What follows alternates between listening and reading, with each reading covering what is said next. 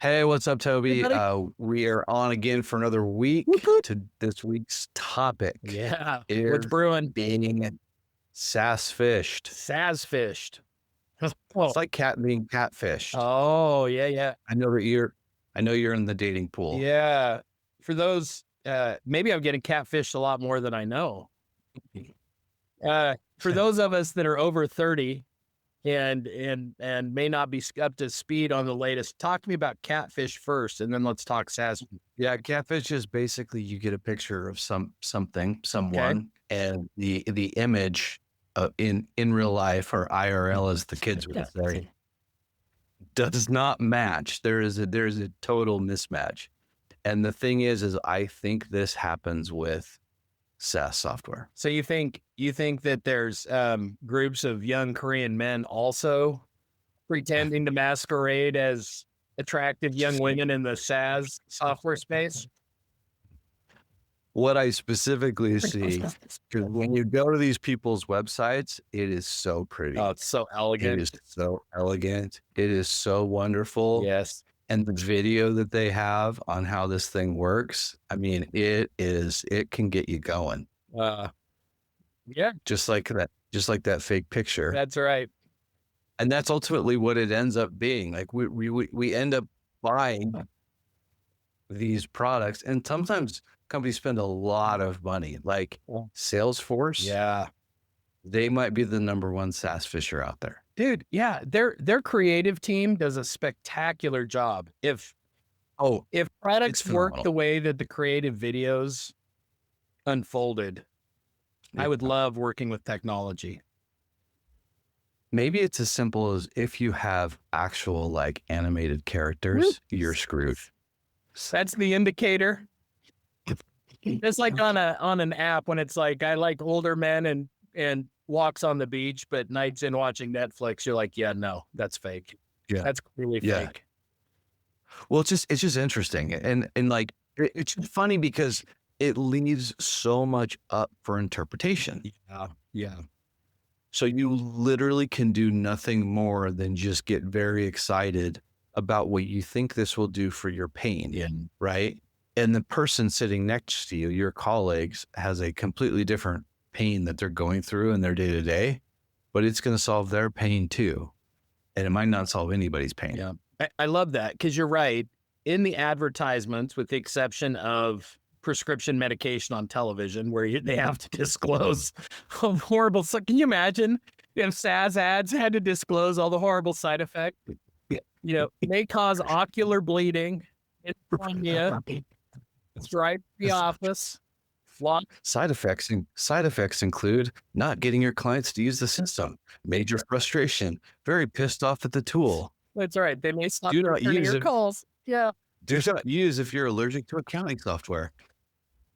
Maybe that's what we should be lobbying for, Chris. Maybe we found our purpose here. There you go. What it is ours to put in the world. No, but you're right, is because it's just painting a picture of grass is greener. And that's what advertising is about. And so Yeah. SaaS fishing, you know, they hook us, hook, line, and sinker. Yeah. Very effective advertising. They've really got our pain points dialed in. They understand who their, you know, ideal customer profile is, their ICP. Yeah. Yeah. Talk to me more about, because it sounds like there's a reason this is top of mind. What brought this top of mind this week? Did you get help? I mean, Well, okay. So my niece graduated, went and hung out with my brother. Yeah. He was talking about a SaaS product that he owns. Okay. Or that he uses, Smartsheets. Yeah. Right. He told me, he's like, they're going to replace it with Rike. And I was like, what in the world? Because it was driven by his IT company, or the IT org. So they're cutting costs. Yeah.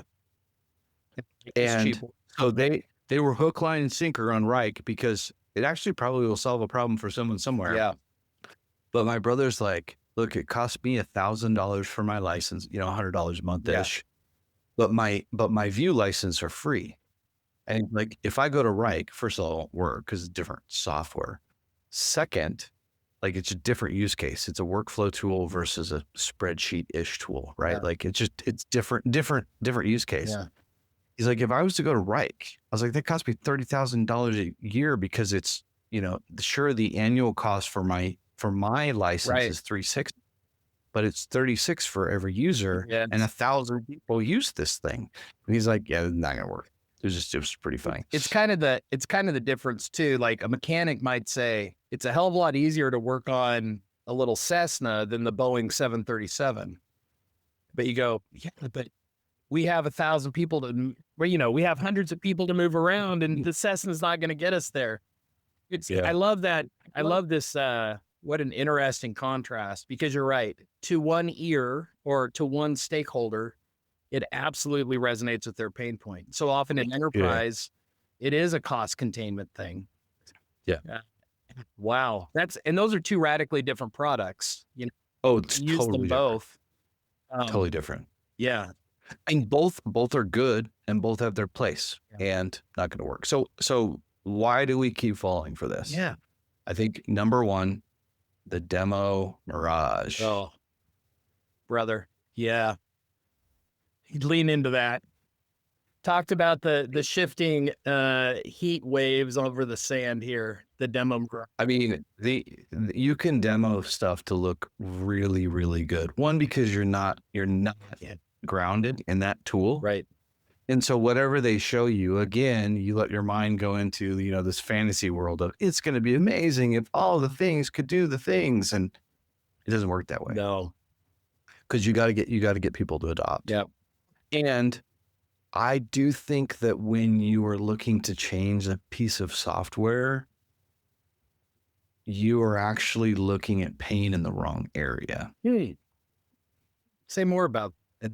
And what I mean by that is your pain is you're not getting notified, or part of the business is broken down because of bad process. Sure.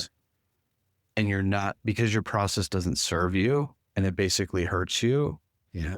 You're looking to fix something that's not really a problem, or wouldn't be a problem if your workflows were clean. It's the same problem you're going to take over to the new product. Oh, 100%. Right? And basically just give yourself a year, probably less, because you don't have adoption. Totally. It's like my house is cluttered, but if I buy a new house of the same size, then you're going to take all your clutter. 100%. That's great. The other reason why we get baffled by this is executive FOMO. Oh Lord. The people. And what I mean by that is, if you go to your executive and you say, you know what, I'm going to go do some transformational work in the industry, and I'm going to give you two options here, Toby. You get a pick. Number one, we are going to transform our Salesforce instance that we already have, and it's going to take 2 years, and we just need $100,000. Yeah. That's your option number one. Option two is we're going to move to Reich and Smartsheets, because my golfing buddy said that he could do some things. It's going to be transformative. Oh yeah. Which do we go with? Yeah. Golfing buddy for the win. Option number two. Oh, Chris. I don't know. I may have brought this up because it's one of my favorite stories. I had a client though that came back from Christmas break, and it was the senior executive. And he said, caught up with a friend over the holidays skiing. We're going to implement SAP. Oh. Caught up with a buddy over the holidays skiing. We're buying SAP. They had about a 500 person industrial manufacturing. They did chemical manufacturing. So their actual entire finance team was like 5 people. I mean, SAP for the win. Yeah. Hey, if it's good on a ski hill, it's good on the shop floor, baby. So yeah, FOMO, baby. All right. Well, okay. Let's talk about red flags. Probably. Yeah. What else? Red flags. Oh, hit it. Ways that you know that you're being SaaS-Fished. It's a no code, low code, pro code, something code, maybe code solution. It has anything but code. But it has. I've messed around with quite a few little low code, no code things. Sure. And I stretch them pretty far, and I'm like, all you are is a form in a database. Like it's fascinating. And they're going to get better, but people have to buy. Can you imagine if Microsoft would have taken their Access product from 97 and just continued to make it more elegant? Like to your point, it was form in a database and then it had reports on the other side. Yeah. That's all so much of this is, but it's prettier Yeah. faces, This is where, Yeah. and I'm going to bump into my ignorance fast, but this is where Ruby and JavaScript and some of these much more visually appealing languages do a tremendous job when the basic functionality is the same thing we had 20 years ago, 30 years ago. Some of the red flags you see. Another red flag, if you go to their website and they show you a video or a picture of their interface. Yeah. Just ask for that interface. Do a little show and tell. Say, I would like to see where that's at. I almost guarantee you with about 80% confidence that most of them are made up on Figma. Yes. And do not exist in reality in the UI. Our graphic designer has imagined a world. I agree. Mm-hmm. I agree. That's great. Next red flag. It will solve all the problems in the world. Every single one. One for you and one for you and one for you. Everybody gets and you get a solution and you get a solution. Everybody gets a solution. Yeah, maybe that's not 100% accurate. Oh yeah. Yeah. This is the other thing. When the add-ons or the extra items get very expensive. I agree. And this is ultimately my problem with Salesforce. I actually love Salesforce. I think Salesforce is fantastic. And if you have a team that does Salesforce and does Salesforce well, it will serve you very well. It will be very clicky. And it will feel like it's taking a lot of time, but the way that they collect everything is brilliant. Mm-hmm. But if you want to have a good Salesforce instance, you better be paying, you're going to have to drop at least 250 grand on labor to support it a year. Chris, I think that this is when we start to talk about what makes a product enterprise grade. Yeah. And I was joking about SAP earlier because that's not how you should be selecting multi-million-dollar systems. Sure. But whether it's a Salesforce or whether it is an SAP or whether it's a Tableau, there's some really spectacular tools, but it requires somebody to invest not just days or weeks, but literally years to understand the nuances. Yeah. Right. The richness that these tools promise also requires a richness of education for somebody to be able to unlock it. And even beyond that, getting to elegant is much more difficult.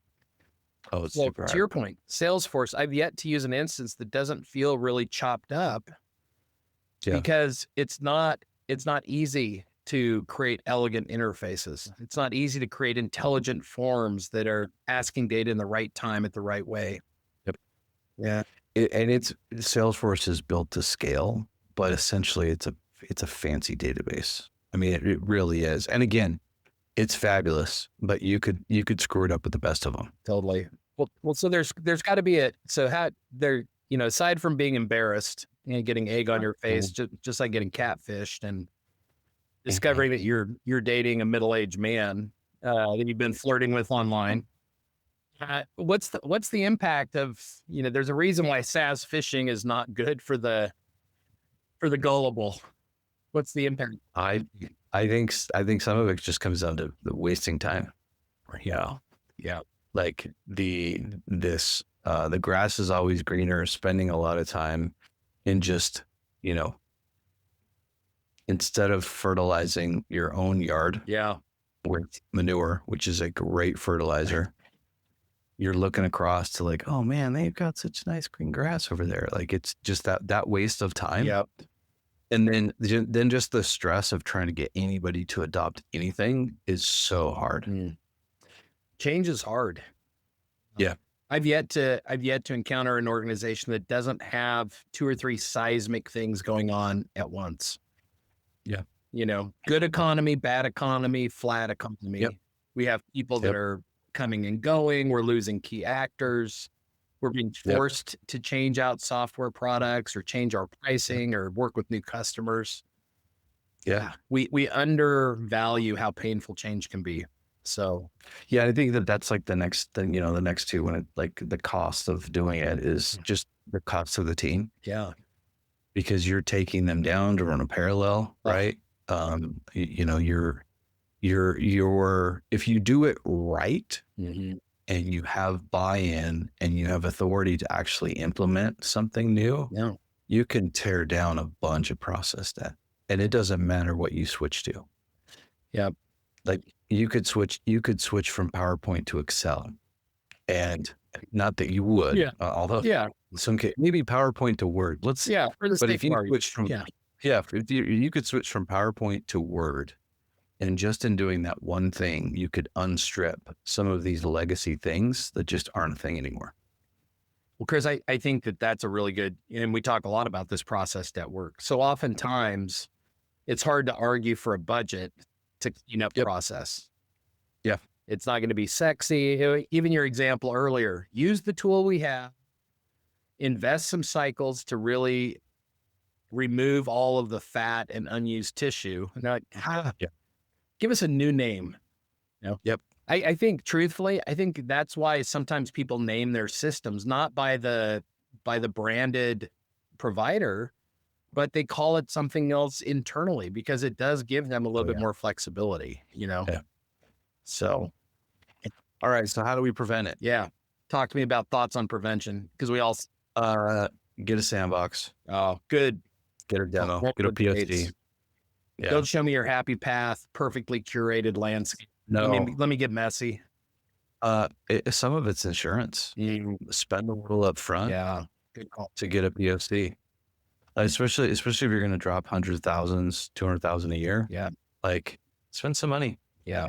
give it a go. Right? Just put a team on it. Find someone. Find some early adopters. Yeah. Get real users that are really different. That weren't on the ski trip or weren't at the golf. Okay. Miss the golf outing, but get people that are different, that have different opinions, Yeah. that are both early adopters, because you're gonna find really good solutions when you find one that works for both of them. It's a good call. And then you and I talk about this a lot, but it's people, process, and tools, Yeah. and really manage it in that way. Yeah.